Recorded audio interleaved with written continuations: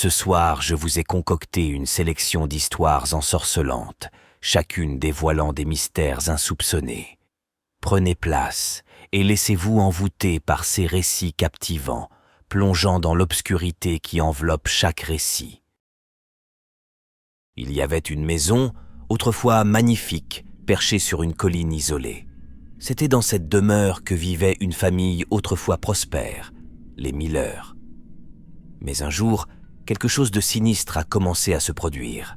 Des rumeurs ont commencé à se répandre dans le village voisin, des rumeurs de bruits étranges dans la nuit, de lumières qui s'éteignaient et de cris étouffés qui s'échappaient des murs de la maison des Miller.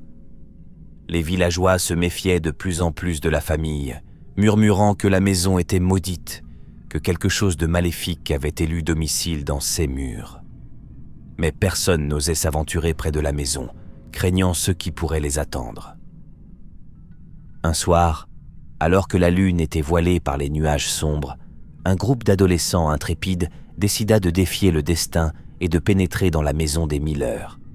Armés de lampes torches et de courage, ils montèrent la colline, ignorant les avertissements des anciens. Dès qu'ils franchirent le seuil de la maison, une atmosphère oppressante les enveloppa. Les planchers craquaient sous leurs pas, les murs semblaient respirer avec une vie propre, et une odeur putride imprégnait l'air. Ils avancèrent dans les couloirs sombres, leurs lampes balayant les ombres qui semblaient s'étirer et danser autour d'eux. Ils découvrirent des pièces remplies d'objets étranges et de symboles mystérieux, témoins d'un passé sombre et troublant. Alors qu'ils s'aventuraient plus profondément dans la maison, une présence sinistre semblait les suivre, les observant avec une curiosité malsaine. Des chuchotements indistincts résonnaient dans leurs oreilles, leur murmurant des avertissements et des malédictions. Soudain, l'un des adolescents disparut dans un tourbillon d'ombre, son cri d'horreur se perdant dans le néant. Les autres se précipitèrent pour le retrouver, mais il était trop tard. La maison avait pris sa victime, l'engloutissant dans ses entrailles sombres. Paniqués, les survivants tentèrent de s'échapper, mais les portes refusaient de s'ouvrir, les fenêtres étaient scellées comme des tombeaux. Ils se retrouvèrent piégés dans un cauchemar vivant, traqués par l'entité maléfique qui habitait la maison maudite. Finalement, au petit matin, seuls 2 des adolescents parvinrent à s'échapper, traumatisés et brisés par leur expérience. La maison des Miller demeurait silencieuse, attendant sa prochaine victime avec une faim insatiable. Depuis cette nuit-là, personne n'a osé s'aventurer dans la maison des Miller, car la légende continue de vivre, murmurée dans les rues sombres du village. Et bien que les années aient passé, l'horreur de cette nuit reste gravée dans la mémoire de ceux qui osent s'en rappeler. Il y avait une forêt ancienne, oubliée de tous, cachée loin de la civilisation moderne. Les arbres étaient si anciens qu'ils semblaient garder les secrets du monde depuis des siècles. Mais au cœur de cette forêt sombre et dense, se dressait une clairière oubliée, un endroit où les arbres s'écartaient pour révéler un sanctuaire abandonné depuis longtemps. Dans cette clairière, il y avait une maison, une demeure autrefois majestueuse, maintenant délabrée par le temps et envahie par la végétation. C'était là que vivait autrefois une famille, les Hartley, mais ils avaient disparu mystérieusement il y a des années, ne laissant derrière eux que des rumeurs de malédiction et de damnation. Les villageois évitèrent la forêt comme la peste, craignant les histoires terrifiantes qui tourbillonnaient autour de la clairière oubliée. On disait que des ombres mouvantes hantaient les bois la nuit, des murmures indistincts qui chuchotaient des malédictions anciennes. Un jour, un groupe d'aventuriers téméraires décida de défier les superstitions et de pénétrer dans la forêt interdite. Armés de courage et de détermination, ils se frayèrent un chemin à travers les arbres tordus, ignorant les cris d'avertissement qui résonnaient dans l'air. Ils atteignirent enfin la clairière, leur cœur battant la chamade alors qu'ils contemplaient la maison abandonnée. 6 murs étaient couverts de mousse et de lierre, ses fenêtres étaient brisées et ses portes grinçaient dans le vent. Déterminés à percer le mystère qui entourait la maison des Hartley, les aventuriers franchirent le seuil, leurs lampes torches balayant les ténèbres oppressantes qui les entouraient. Mais à mesure qu'ils avançaient dans les couloirs sombres, une présence sinistre semblait les suivre, les observant avec une curiosité malsaine. Des murmures indistincts résonnaient dans leurs oreilles, leur murmurant des avertissements et des malédictions. Les murs semblaient trembler, avec une vie propre, les ombres dansaient dans les coins sombres, et une odeur de pourriture imprégnait l'air. Soudain, l'un des aventuriers disparut dans un tourbillon d'ombre, son cri d'horreur se perdant dans le néant. Les autres se précipitèrent pour le retrouver, mais il était trop tard. La maison avait pris sa victime, l'engloutissant dans ses entrailles sombres. Paniqués, les survivants tentèrent de s'échapper, mais les portes refusaient de s'ouvrir. Les fenêtres étaient scellées comme des tombeaux.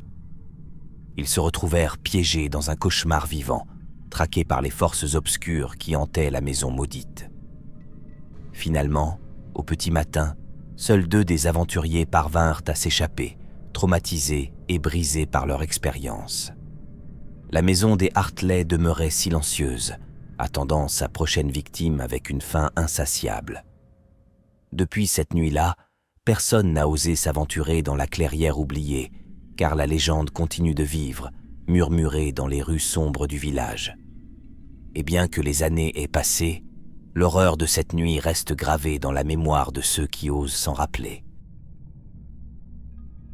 Pour commencer cette histoire, laissez-moi vous dire que je suis un être mystérieux aux origines sombres. Je suis une jeune femme de 18 ans, née et élevée dans le Michigan, entourée par la nature sauvage depuis ma plus tendre enfance. C'était un été caniculaire lorsque mes amis et moi, accompagnés de mon petit ami Tony et de mon frère aîné Brad, avons décidé de partir camper pour le week-end. Les parents de Tony possédaient une cabane reculée dans les bois, entourée d'un lac privé et située à plusieurs kilomètres du moindre voisin. Mais en tant qu'adolescents stupides, nous n'avons pas réalisé la véritable nature de cet endroit. Nous étions tous excités à l'idée de faire la fête comme n'importe quel jeune de notre âge. Et après seulement 2 heures sur place, notre amusante soirée avait commencé.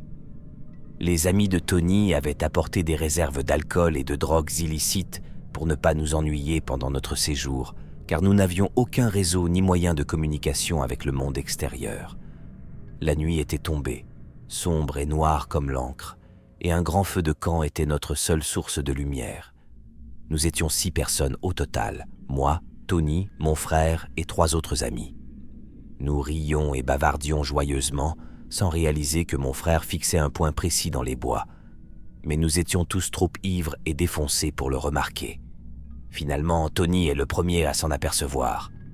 Mon frère et son ami avaient une expression figée, dénuée de toute émotion.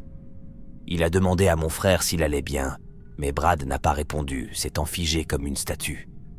C'est alors que mes amis et moi avons ressenti une présence étrange et terrifiante. Il fallait beaucoup pour effrayer mon frère, alors nous savions que quelque chose n'allait pas. J'ai finalement suivi le regard de mon frère et j'ai vu ce qui le terrorisait tant. Un chien, ou du moins c'est ce que je croyais. Mais mon cerveau s'est mis en alerte lorsque j'ai réalisé qu'il n'y avait pas de voisins pendant des kilomètres, rendant improbable la présence d'un chien dans cette région isolée. C'est alors que j'ai compris la véritable nature de cette chose. Était-ce un marcheur de peau, un être maléfique se dissimulant sous une apparence animale? La terreur a pris le dessus et mes instincts de survie ont pris le dessus. Mais avant que je puisse agir, cette créature a émis une odeur nauséabonde de chair pourrie, suffisante pour effrayer tout le monde. Mon frère, le premier à se lever de sa chaise en hurlant des insultes en langue autochtone, m'a supplié de partir à l'intérieur. Sans poser de questions, mes amis et moi avons suivi mon frère dans la cabane, terrifiés par la créature qui nous poursuivait.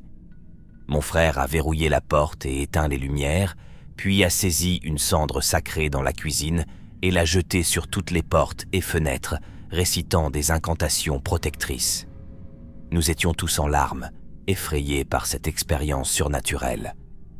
Après plusieurs heures de terreur, nous nous sommes finalement endormis, secoués par cette rencontre avec le surnaturel. Au matin, mon frère a rassemblé nos affaires en urgence, préparant nos 2 voitures pour un départ précipité. Il n'était pas nécessaire d'expliquer à nos amis la nature de l'épouvante que nous avions vécue cette nuit-là. Nous avons simplement quitté la cabane, laissant derrière nous cette expérience traumatisante et les secrets que nous gardons encore aujourd'hui. Je n'ai jamais partagé cette histoire avec beaucoup de personnes, mais j'ai senti qu'il était temps de la raconter. Parfois,